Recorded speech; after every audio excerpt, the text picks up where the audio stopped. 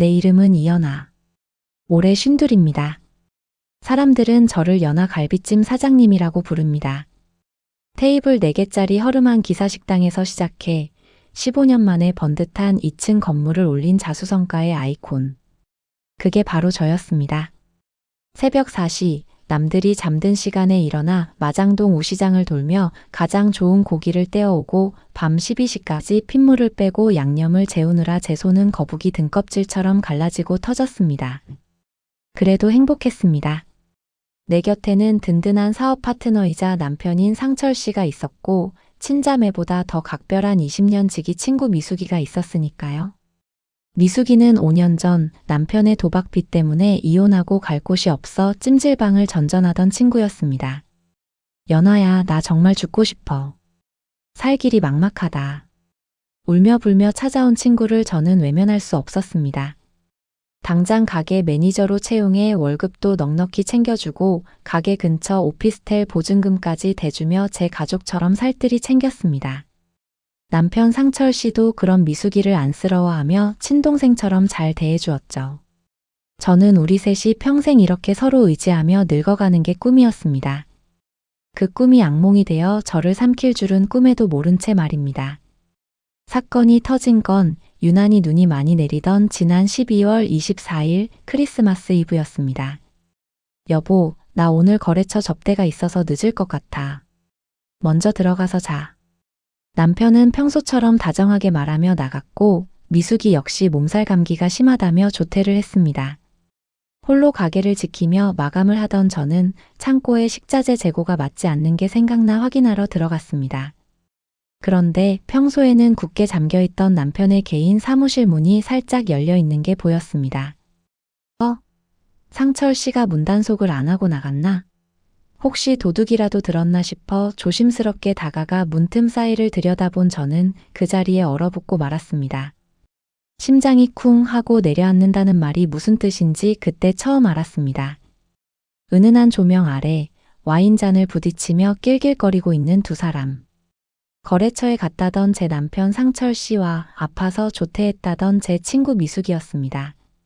두 사람은 마치 신혼부부처럼 다정하게 끌어안고 있었습니다. 자기야, 저 곰탱이 같은 년 언제까지 데리고 살 거야? 이제 가게 명의도 다 넘어왔잖아. 슬슬 정리해야지. 미숙이의 교태 섞인 목소리에 남편이 그녀의 코끝을 톡 치며 대답했습니다. 알았어, 좀만 기다려. 연아, 저게 눈치는 없어도 고집이 황소 같잖아. 확실하게 빈털터리로 쫓아내려면 타이밍을 봐야 돼. 오늘 크리스마스 이브인데 우리 건배나 할까? 제 귀를 의심했습니다.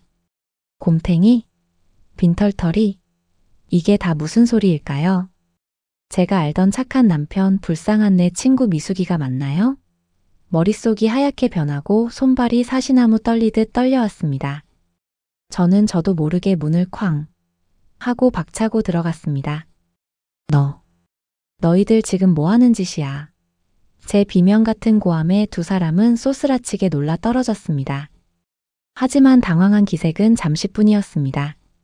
남편 상철 씨는 옷매무새를 다듬으며 귀찮다는 듯 인상을 찌푸렸습니다. 아, 깜짝이야. 노크도 없이 무식하게 들이닥치긴. 봤으면 조용히 나갈 것이지. 뭐, 무식해? 당신 지금 제정신이야? 그리고 미숙이 너. 네가 어떻게 나한테 이럴 수 있어?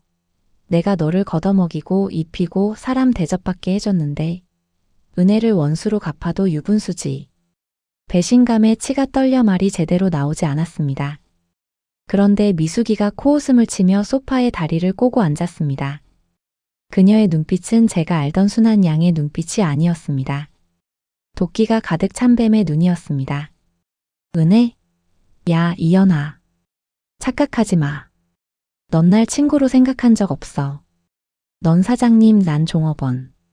넌 항상 우아하게 적선하듯 베풀면서 우월감 느꼈잖아. 내가 너한테 고맙다고 할 때마다 속으로 얼마나 비웃었을까? 나도 이제 내 목 챙겨야지.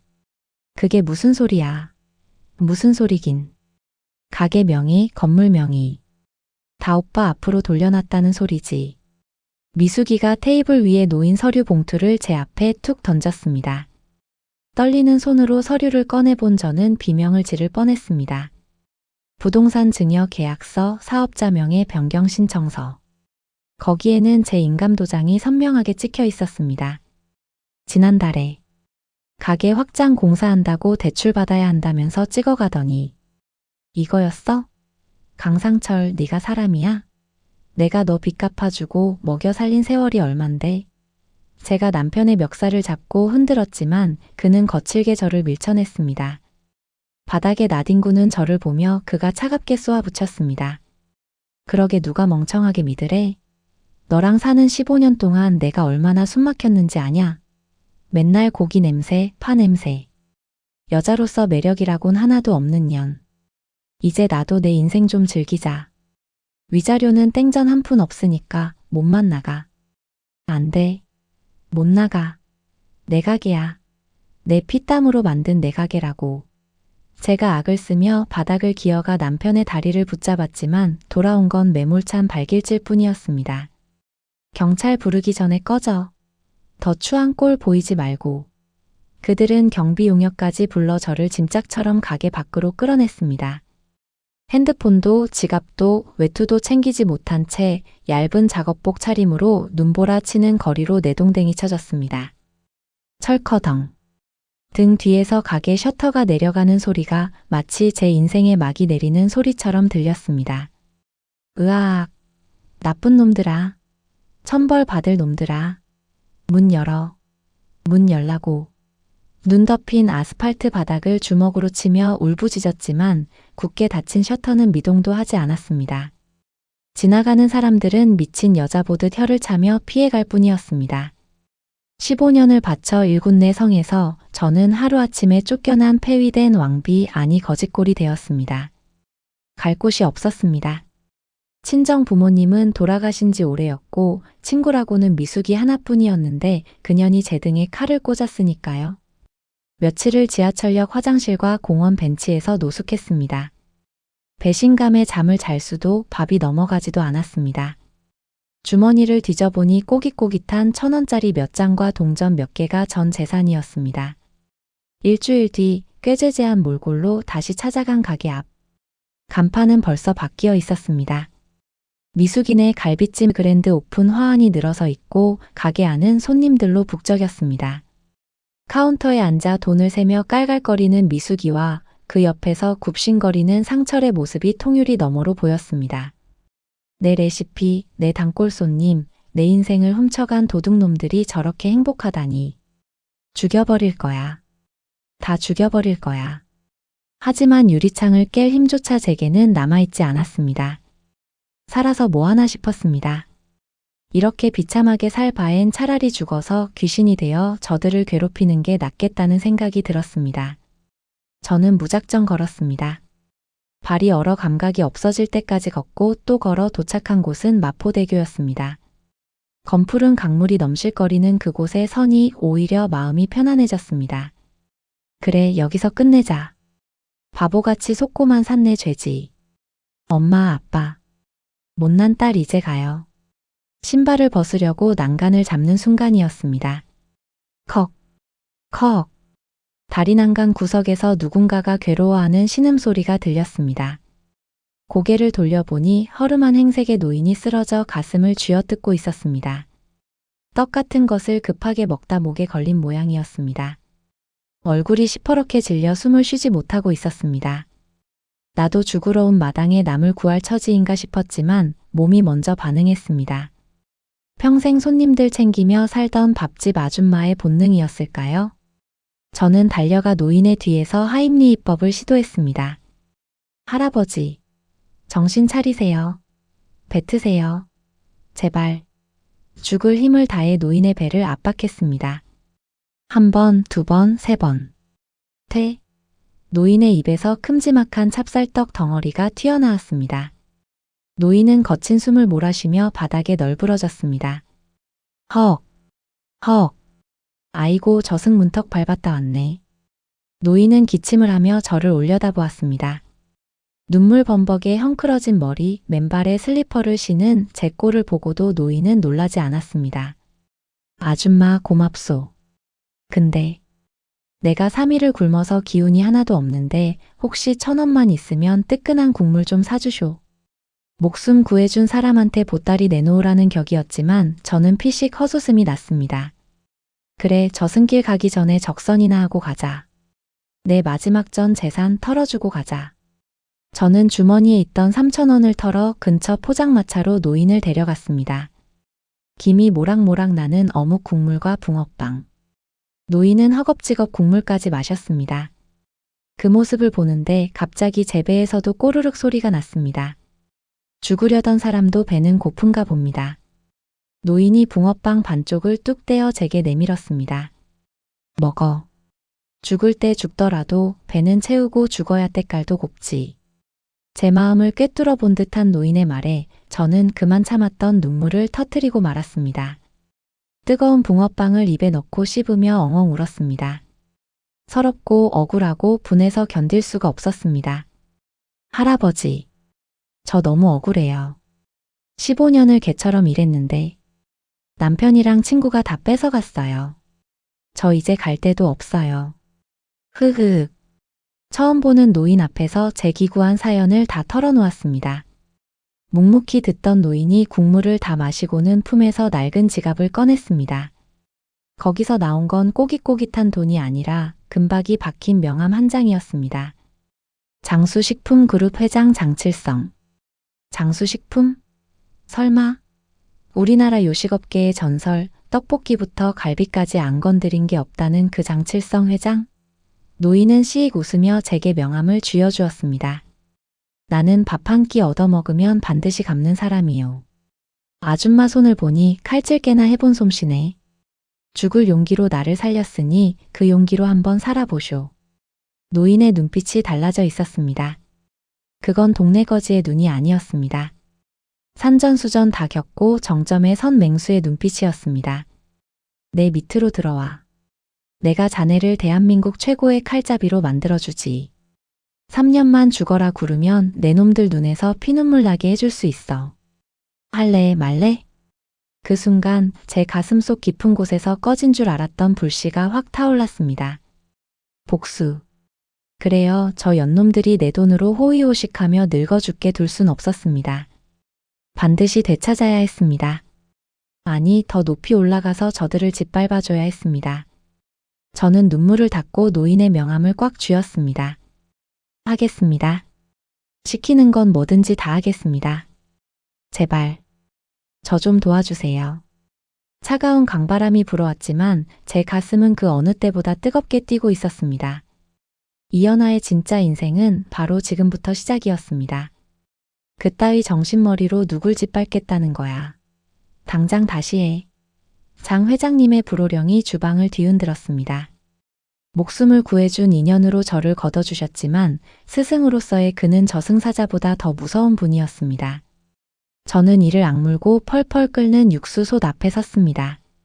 손등에 기름이 튀어 물집이 잡히고 칼질하다 손가락을 베어 피가 철철 흘러도 저는 반창고 하나 대충 감고 다시 파를 썰었습니다.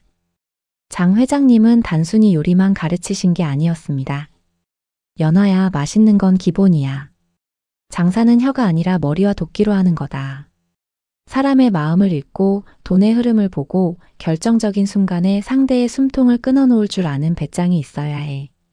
새벽 4시부터 아침 9시까지는 재료 손질과 조리, 낮에는 장 회장님이 운영하는 계열사 식당들을 돌며 바닥 청소부터 서빙, 컴플레인 처리까지 닥치는 대로 배웠습니다. 밤에는 회계장부를 보는 법, 부동산 보는 법, 심지어는 협상 테이블에서의 화술까지 익혔습니다. 몸이 부서질 것 같았지만 잠들기 전 천장의 미숙이와 상철이의 얼굴을 떠올리면 피가 거꾸로 솟아 잠이 달아났습니다. 두고 봐. 내 피눈물값, 이자까지 쳐서 다 받아낼 테니까. 그렇게 죽을 각오로 버틴 시간이 5년. 촌스럽고 우직하기만 했던 아줌마 이연아는 죽었습니다. 저는 장 회장님이 키운 거대 프랜차이즈 장수옥의 최연소 총괄 이사이자 곧 론칭할 프리미엄 한식 브랜드 연화당의 대표가 되었습니다. 어느 날 장 회장님이 집무실로 저를 부르셨습니다. 창밖을 내다보시던 회장님이 뒤를 돌아보며 말씀하셨습니다. 연아야, 이제 하산해라. 내 칼날이 충분히 날카로워졌구나. 회장님, 가서 베어버려라. 썩은 살점 하나 남기지 말고 아주 철저하게. 회장님은 저에게 두툼한 서류 봉투 하나를 건네주셨습니다. 떨리는 손으로 열어본 봉투 안에는 제 복수의 시작을 알리는 신호탄이 들어있었습니다. 바로 제가 쫓겨났던 그 거리, 전 남편의 가게 바로 맞은편에 있는 5층짜리 신축 건물의 매매 계약서였습니다. 5년 후 운명의 거리. 3월의 햇살이 비추는 그 거리는 5년 전과 크게 다르지 않았습니다. 여전히 미숙인의 갈비찜이라는 촌스러운 간판은 빛바랜 채 걸려 있었고 가게 앞에는 담배꽁초와 전단지가 지저분하게 널려 있었습니다. 하지만 그 바로 맞은편 횡단보도 하나를 사이에 둔 자리에는 거대한 변화가 일어났습니다. 통유리로 마감된 세련된 5층 건물 전체에 웅장한 현수막이 걸린 것입니다. 대한민국 1%를 위한 명품 갈비찜 연화당 본점. 오늘 그랜드 오픈.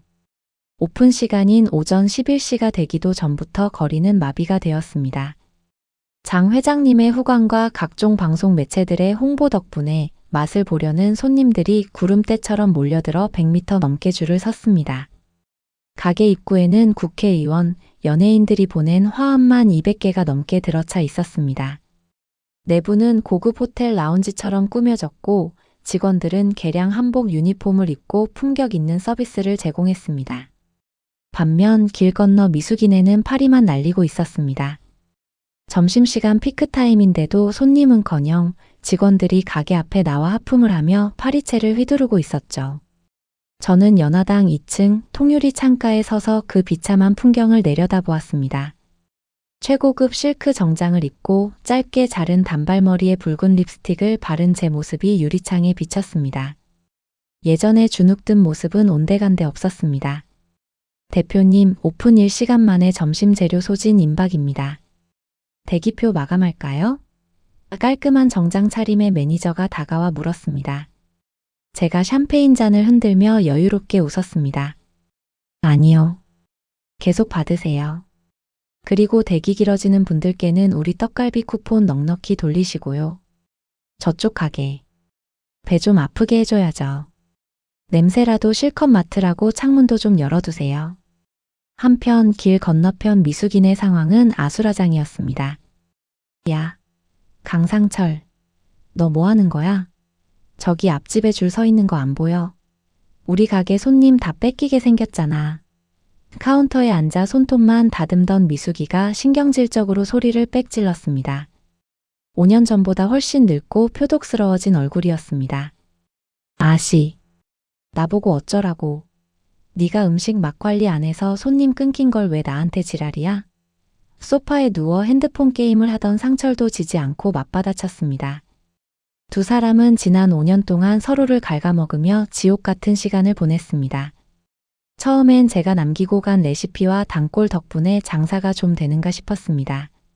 하지만 천성이 게으른 미숙이는 재료비를 아낀다며 싸구려 냉동 고기를 썼고 육수 끓이는 시간을 반으로 줄였습니다. 입맛 예민한 단골들은 맛이 변했다며 귀신같이 발길을 끊었죠. 상철은 한술 더 떴습니다. 가게 돈을 몰래 빼돌려 도박과 주식에 손을 댔고 결국 거액의 빚을 져서 가게 건물을 담보로 사채까지 쓴 상태였습니다. 이자가 밀려 언제 경매로 넘어갈지 모르는 시한폭탄 같은 상황이었죠. 그런 그들에게 바로 코앞에 생긴 으리으리한 연화당은 눈엣가시이자 공포 그 자체였습니다. 도대체 어떤 놈이길래 상도덕도 없이 바로 앞집에 가게를 내? 그것도 똑같은 갈비찜으로? 이거 완전히 우리 망하라고 작정한 거 아니야? 미숙이는 질투심에 손톱을 물어뜯었습니다. 소문 들어보니까 장수그룹에서 낸 브랜드라던데. 맛이 기가 막힌데. 야, 우리 이러다간 진짜 쪽박 차겠다. 내가 가서 염탐 좀 해봐야겠어. 상철이 슬그머니 일어났습니다. 나도 가. 가서 위생인이 뭐니 꼬투리 잡아서 구청에 신고해버릴 테니까. 감히 내 구역에서 장사를 해? 두 사람은 도끼를 품고 앞치마를 벗어 던졌습니다. 제 발로 호랑이 굴 아니 사형장으로 들어오는 줄도 모르고 말이죠. 연화당 안은 북새통이었습니다. 은은한 가야금 소리가 흐르고 고소하고 달콤한 갈비찜 냄새가 진동을 했습니다. 미숙과 상철은 들어서자마자 압도적인 분위기에 기가 죽어 쭈뼛거렸습니다. 뭐야? 여기 식당 맞아?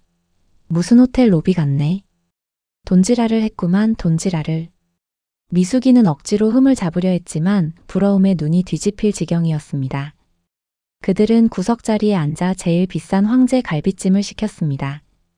잠시 후 유기그릇에 정가락에 담긴 갈비찜이 나왔습니다. 윤기가 자르르 흐르는 고기 한 점을 입에 넣은 상철의 눈이 휘둥그레졌습니다. 야, 이거 왜 맛없지? 조미료 맛이지? 아니, 이거 어디서 많이 먹어본 맛인데 옛날에 연하가 해주던 거랑 똑같잖아. 아니, 그때보다 훨씬 깊고 부드러운데. 상철의 말에 미숙이도 급하게 고기를 입에 넣었습니다. 씹을 새도 없이 녹아내리는 육질, 혀에 착 감기는 감칠맛. 그건 5년 전 제가 쫓겨나면서 끊겼던 진짜 손맛이었습니다. 미숙이는 자존심 상했지만 숟가락질을 멈출 수가 없었습니다. 음식은 입에 맞으십니까?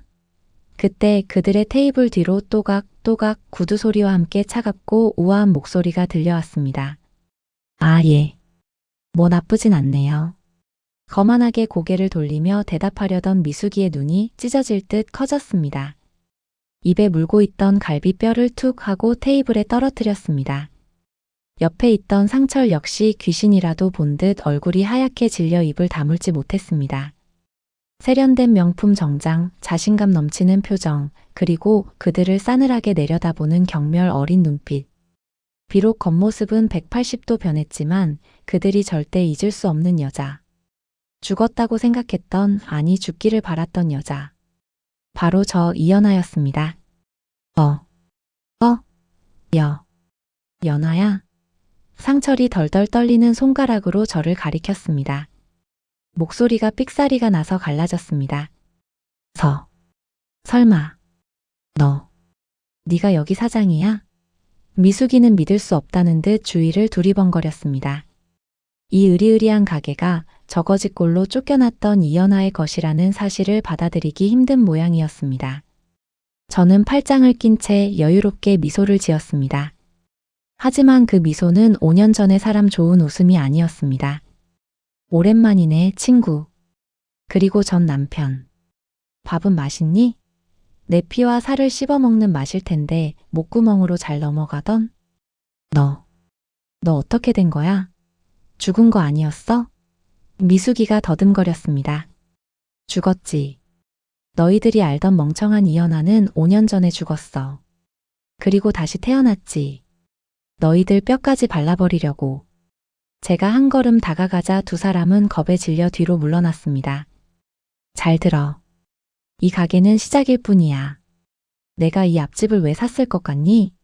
매일매일 너희들 말라 죽어가는 꼴 내 눈으로 똑똑히 즐기려고. 기대해도 좋아. 이제부터가 진짜 지옥이니까. 제 선전포고의 상철은 다리에 힘이 풀려 주저앉았고 미숙이는 부들부들 떨며 아무 말도 하지 못했습니다.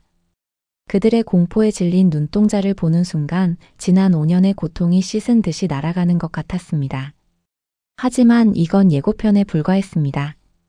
그날 이후 거리는 전쟁터가 되었습니다. 아니, 일방적인 학살터였습니다.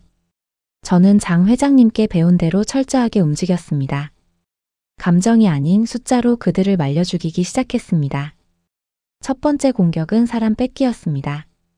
미숙인의 주방장은 월급이 석 달이나 밀려 불만이 가득한 상태였습니다. 저는 그에게 접근해 밀린 월급을 일시불로 갚아주고 연하당의 부주방장으로 스카우트했습니다. 사장님, 아니 대표님, 정말 감사합니다. 저 인간들 밑에서 일하느라 정말 더러워서 못해 먹겠더라고요. 주방장이 빠져나가자 미숙인의 맛은 회복 불능 상태가 되었습니다. 미숙이가 급하게 칼을 잡았지만 5년 동안 놀고 먹은 손이 제대로 움직일 리 없었죠. 손님들은 고기에서 냄새가 난다, 음식에 머리카락이 나왔다며 환불 소동을 벌였고 인터넷 리뷰창은 악플로 도배가 되었습니다. 두 번째 공격은 돈줄 끊기였습니다.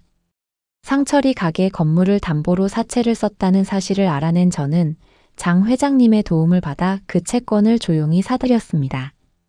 즉 이제 상철이 돈을 갚아야 할 채권자가 바로 저라는 뜻이었죠. 저는 기한 이익 상실을 통보하고 즉시 원금 상환을 독촉했습니다. 뭐, 채권자가 바뀌어? 당장 3억을 갚으라고? 그게 무슨 날벼락이야. 상철은 전화기를 붙들고 비명을 질렀습니다. 가게엔 파리가 날리고 빚쟁이 대리인들은 매일같이 찾아와 행패를 부리고 직원들은 줄줄이 그만두고 그들의 지옥은 현실이 되었습니다. 상황이 이렇게 되자 끈끈했던 불륜 커플 사이에도 금이 가기 시작했습니다. 야, 강상철. 네가 도박만 안 했어도 빚은 없었잖아. 이 무능한 인간아, 나가서 돈을 구해오든가. 웃기고 있네. 네가 게을러 터져서 손님 다 쫓아낸 거잖아. 연하가 있을 땐 아니랬어. 너 같은 년을 만나는 게 아니었어. 가게 안에서는 매일같이 고성이 오가고 접시 깨지는 소리가 들렸습니다. 5년 전 저를 쫓아내며 와인잔을 부딪히던 그들의 사랑은 돈 앞에서 휴지 조각처럼 찢겨나갔습니다. 그리고 마침내 결정적인 세 번째 공격이 시작되었습니다. 상철이 빚을 갚지 못하자 미숙인의 갈비찜 건물은 결국 법원 경매로 넘어갔습니다. 경매 당일 법정에는 초조한 표정의 상철과 미숙이 앉아 있었습니다. 제발, 유찰되라. 제발 아무도 입찰하지 마라. 상철은 손톱을 물어뜯으며 기도했습니다. 하지만 판사의 입에서 나온 낙찰 결과는 그들에게 사형 선고나 다름없었습니다. 사건 번호 2025 타경 1234. 낙찰자. 주식회사 연하당 대표 이연하. 낙찰가 15억 원. 뭐라고? 상철과 미숙이 동시에 벌떡 일어났습니다. 법정 문이 열리고 선글라스를 낀 제가 변호사들과 함께 들어왔습니다. 저는 넋이 나간 두 사람 앞을 천천히 걸어가 낙찰 영수증을 흔들어 보였습니다. 내 가게, 내 건물. 이제야 제 주인을 찾았네. 축하해줘, 친구. 그리고 전 남편. 이연하. 네가 어떻게? 미숙이가 악을 쓰며 달려들려 했지만 제 경호원들이 가볍게 그녀를 제지했습니다. 비켜. 이거 다 조작이야. 사기라고. 바닥에 내동댕이 쳐진 미숙이는 짐승처럼 울부짖었습니다. 상철은 다리가 풀려 의자에 주저앉아 오줌을 지리고 말았습니다. 방 빼.